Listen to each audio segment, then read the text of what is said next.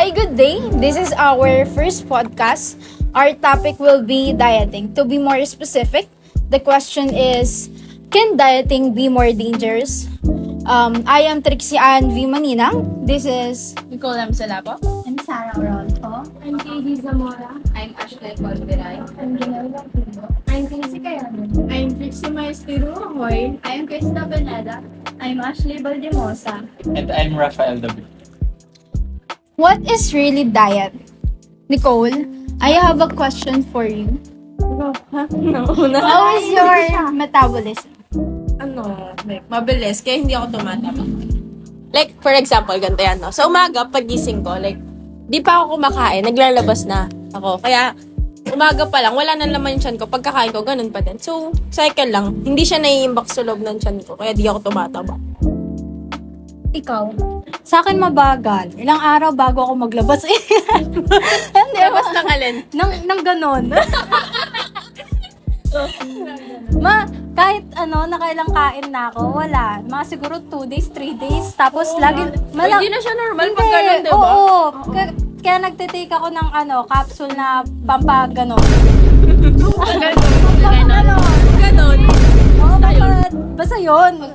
Para, tinan nyo kasi may pagkain nandugyot naman sabihin kapag Ikaw ba, Raf? Ano lang, sakto lang. Socks lang. Yung normal lang na Hindi na dito. Tawag doon yung normal lang na... Once a day. Paglabas. Oh, ganun. Once a day? Good, yun na yung pinaka-normal. Yung normal yata, alam ko ano siya. Hanggang 40 hours. Yung maximum. Bali, Bali, 2 days. kulang sa 2 days. Ewan ko, hindi ako araw-araw. Ikaw? Din, same. Hindi kami araw-araw. Sino may may high metabolism bukod kay Nicole? Ako. Paano yung mo dito? Sa gitna. How does it feel to have a high metabolism? Mahirap kasi kahit anong kain mo hindi ka tumataba, kahit anong gawin mo hindi ka tumataba.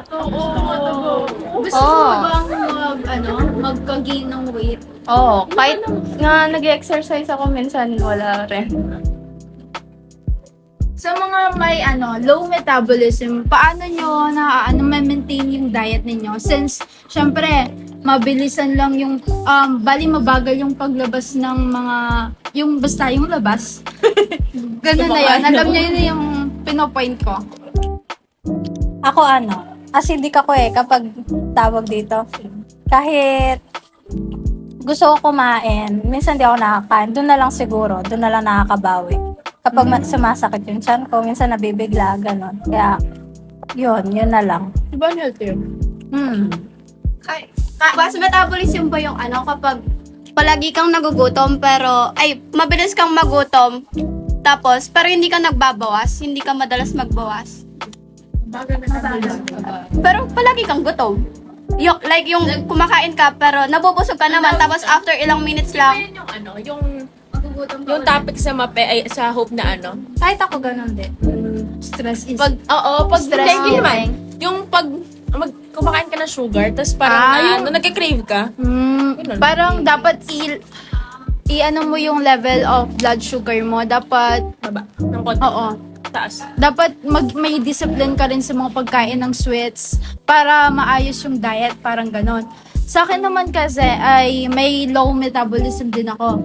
Mabagal akong mga 2 days after basta every 2 days dun pa lang ako pwedeng maglabas. Tapos minsan kasi umiinom ako ng warm water before ako kumain. Basta in the morning. Tapos afternoon after kong maligo or kumain, maglalabas. Effective naman siya. Ano effect ng water? Parang nakikleanse yung mo, yung sa katawan. Oo. Parang siya Parang naka-help pa rin yung luya. kape. Masarap. tea pwede yun. Tea. Tsaka Pagkatapos mo, diba kakain ka tapos pagkatapos kumain, lalabas ka nun. Ang sarap. Parang feeling mo, diba, sa busog ka tapos, ang sarap talaga. As in, parang nailabas na yung bata. Basta, ayoko sabihin, parang buntis, basta yun. Nailabas mo lahat, ang sarap sa feeling. Sama ng loob. May another question ako. Have you ever felt the urge or the eagerness to lose weight in an instant? When is that? Siguro kapag ang tawag dito, every time yung sobrang busog ako, ganon. Tapos, kumbaga kapag, ang tawag dito, yung, ganon kasi ako halimbawa pag nabusog na ako. Tapos ngayon kasi, after ilang minutes, parang mabilis na akong magutom, ganon. Pero yung metabolism ko kasi, parang mabagal pa din siya. Kumbaga, same lang na hindi ako madalas kasing naglalabas. Pero, yun nga, yung kasi yung yung mahirap kapag gusto mong mag-diet, yung halimbawa, mabilis kang mabusog. Pero, pag ilang maya-maya, magugutom ka na agad. Parang ganon siya kasi, kaya mahirap talaga. Pero how do you feel about your body right now? Since gusto mo nga mag-lose weight, pero since lagi kang gutom, hindi mo maiiwasan pa rin na kumain. Mahirap siya kasi syempre mataba ako, 'di ba? Kumbaga chubby ako. Kaya na gustong-gusto mong mag-diet, pero talagang kapag na-attract ka sa isang food or parang natutokso kang kumain, talagang mahihirapan ka talagang mag-diet kapag gano'n. Kumbaga nasa self-control na lang siguro siya. Sam, ikaw, Casey, how does your body feel right now? Sakto lang, hindi ka mukha nung dati, di ba? Kasi nung grade 11, parang naging chubby-chubby akong sobra. Tapos, ngayon, sakto lang. Kahit anong susuotin ko, okay na. Yun na. Paano mo na-reach yung ganyan na contented ka na sa body mo ngayon? Nag-lose weight ka ba dati? Or nag-diet ka ba? Or Hindi. nag-exercise? Nagkasakit ako. Nilag na. Oo. Nalagsang. Oo. Di man ako nun kumakain. Tas yung food nun, yung lasa, parang mapait. Kaya nawawalan ako ng gana kumain nun. Hindi ka acidic. Hindi. Okay. Oh. Okay. That's it. Okay. Kumbaga, sinasabi niya na nag-lose weight siya kasi nagkasakit siya bigla. Kumbaga, yun yung way na parang dun siya pumayat, ganun. At tawag dito, hindi niya na kailangan mag-diet, no? Pero hindi natin masasabi na healthy siya. Oo. In a way. Yun lang, Kasi yun lang. hindi lahat na nagkakasakit naglo-lose weight. Yung iba nagigain sila ng weight. Tama. Minsan din kasi umiinom sila ng mga vitamins Yes. para makahelp sa katawan. Tapos, sino ba yung may Parang nagda-diet ba sa inyo dito? Diet? Yes. Hindi pa diet. Tawag dito ako. Kasi alam mo yung, sorry.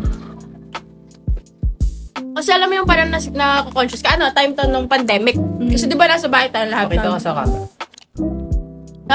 Nasa bahay tayo lahat ng... Tapos kain lang tayo ng kain sa tutulog, di ba? Tapos nananabata. Tapos meron time na kailangan ko mag-dress.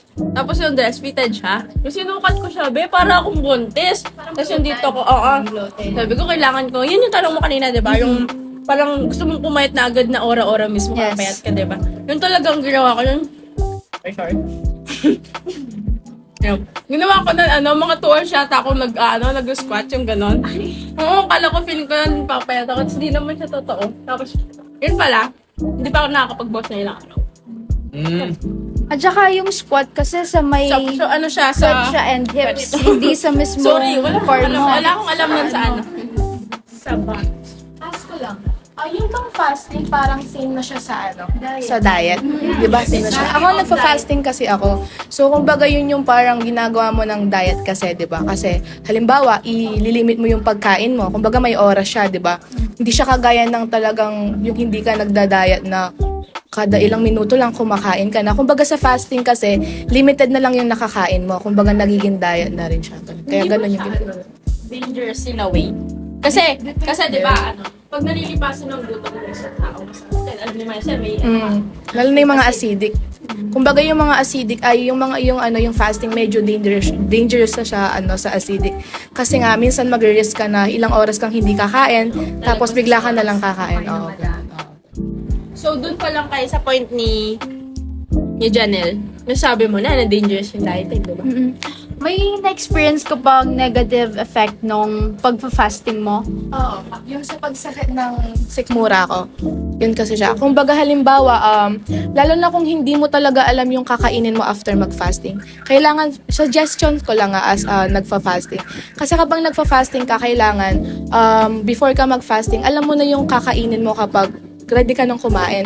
Halimbawa kasi napag-isipan mo lang na ganito na lang yung kakainin. Kumbaga kasi minsan naisip mo na try mong kumain ng junk foods kahit na nagfa-fasting ka, ganun. Kumbaga depende kasi siya sa cravings mo. Kaya dapat kumbaga may target ka na pagkain talaga. Na alam mong kahit nagfa-fasting ka, kahit nakakain ka ulit, kailangan balance pa din yung pagkain mo.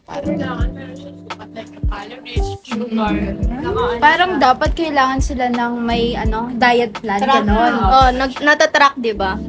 Pagkagawin ng pagkain. Familiar ba kayo sa yo-yo diet? Medyo. Ano siya? Hindi. Nabasa ko lang siya nung nakaraan, tsaka nakita ko sa TikTok. Tawag dito, yung yo-yo diet daw is yung parang nagigain ka ng weight, tapos magpapapayat ka ulit. Parang ko ba maiaan to? Sa nagji-gym. Parang nagbabulk sila, tapos nagka-cut. Alam niyo yun? Pag nag-bulk, yung parang papataba sila na magpapataba, ng magpapataba. Parang magbalaki yung muscle nila. Pag nag-cut sila, doon naman sila yung magpupush ng magpupush, magbubuhat ng weights para lumabas yung mga muscles nila. Parang same way siya doon sa yo-yo diet. Excuse me. Yo-yo diet. Yung sa yo-yo diet lang is yata sa pagkain. Hindi ko sure na. Pero parang sa pagkain siya. Na parang kakain siya ng kakain, tapos magda-diet. Excuse me ulit. Kaya siya nakain.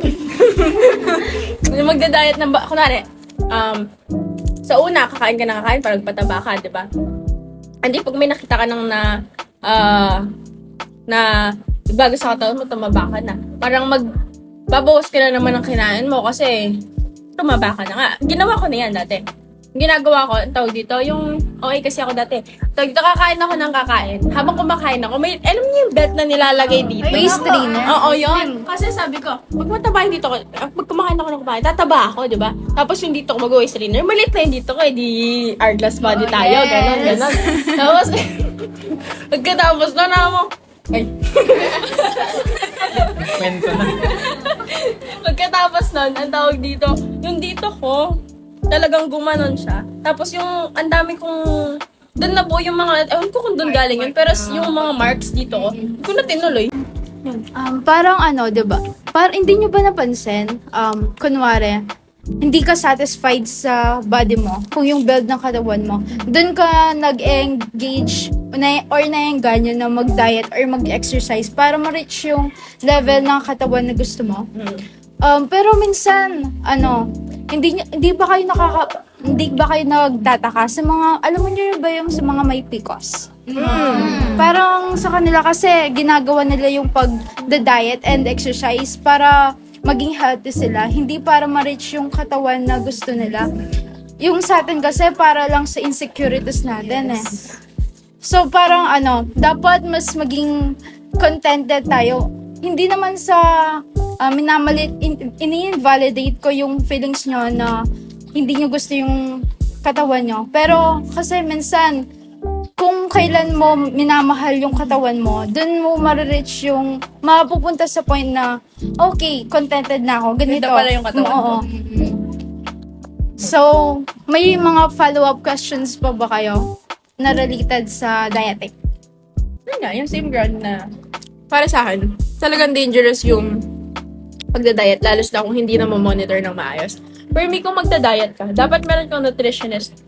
O kaya, Mag-consult sa gym. talaga. O kaya may knowledge ka sa Yun, talagang nutrition. dapat knowledgeable ka pag nagda-diet ka. Kasi katawan yan sa mo yan. Tsaka sa loob yan. Talagang delikado siya, lalo na sa mga organs mo.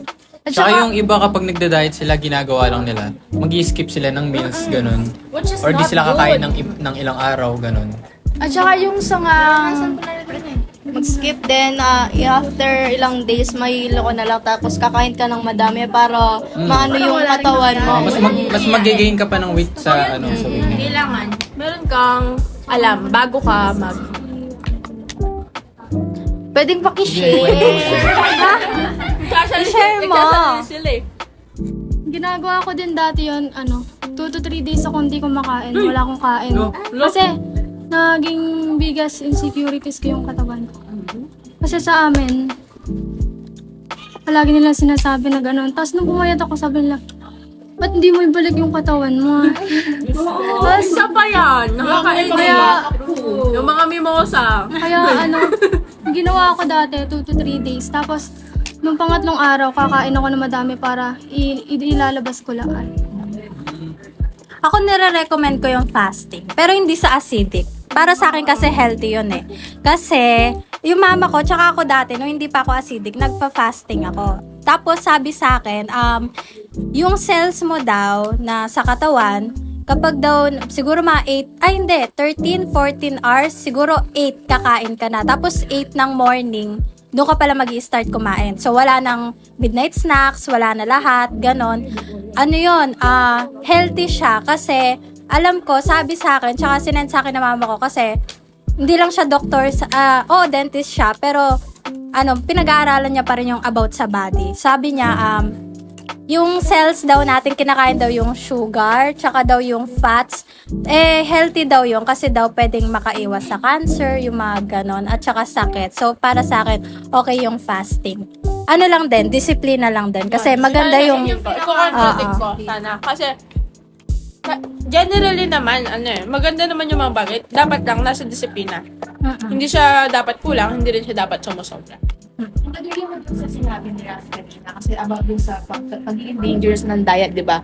Ang sabi niya, yung iba kasi nagsiskip lang ng meal. So yung iba kasi, kapag sinabi nila kasi nagsiskip ng meal, parang sinasabi na nagfa-fasting sila. Pero different siya sa fasting. Kasi ang fasting, kailangan, kung willing kang mag-fasting, controllable yung katawan mo, sabi ko nga kanina. Pero yung kasing pagsiskip ng meal, talagang dangerous yun kasi yung iba, parang hindi nila natutuloy. Kumbaga, mag-skip ako ng meal sa ganitong araw, pero maiisip nila na parang ayaw na nila sa susunod na araw kasi parang gusto nilang kumain ulit, di ba? At saka, di ba, yung food, yun yung fuel natin. Sila yung nagbibigay ng energy sa atin. So, paano ka mag-function nung wala kang food ng 2 to 3 days? Yan yung question ko eh. Hindi ka ba nangihina? energetic akong tao, kaya Saan parang nanggagaling yung energy mo? Sa tulog lang? Paano sa yun? tulog lang. More on sweets ka ba? Fats? Ay, fats. Kasi, di ba, yung fats, long-lasting energy siya. Yeah. Pero kahit na, kung 2 to 3 days, talagang manghihina ka doon. Yung chan mo siguro nun, talagang wala na. Bali, nag-water therapy lang ako nun. Ay! Hindi ka ba, nagka-ulcer din? Sa ngayon, siguro hindi pa. Baka sa bahay ka lang noon that time. Nasa bahay ka lang no. Okay lang. Hindi naman okay, pero di siya mapapagod kasi pag nasa bahay. Pag nasa bahay lang.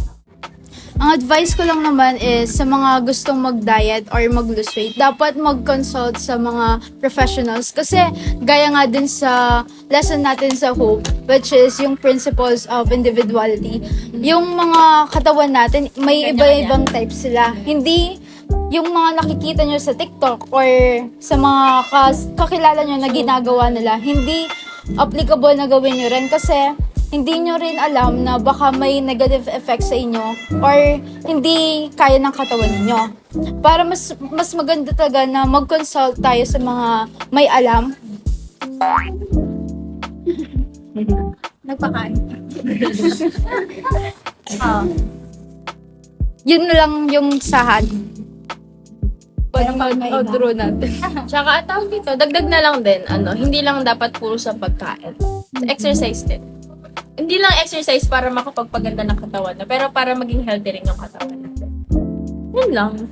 Pag-exercise kasi nakakatulong yan sa emotional mo din, yung sa physical mo. Hindi lang Emotional about support. sa body mo. Kaya And that's all. Thank you!